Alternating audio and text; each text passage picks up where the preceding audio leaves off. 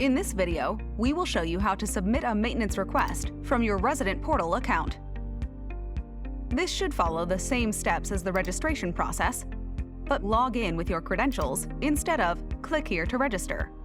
You can log in either by a computer or on your mobile device through our app, which can be downloaded through Google Play for Android or App Store for the iPhone. Once you've logged in, click on Maintenance and fill out all mandatory fields in the form. In the description box, be sure to thoroughly identify your issue and attach a photo to support your concern. To attach a photo, click on Choose File and select your photo from your computer files, or select Add Photo in the mobile app.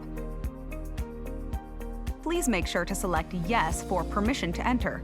This option would allow us to enter your suite and assess the problem firsthand within 1 to 3 business days.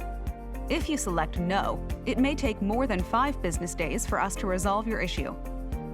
Once you've completed the form, click Submit. Now, a verification email for your request should be sent to you. Our maintenance team will take it from here. Should you have any questions or concerns, please feel free to contact us from our website or email us. Thank you for listening.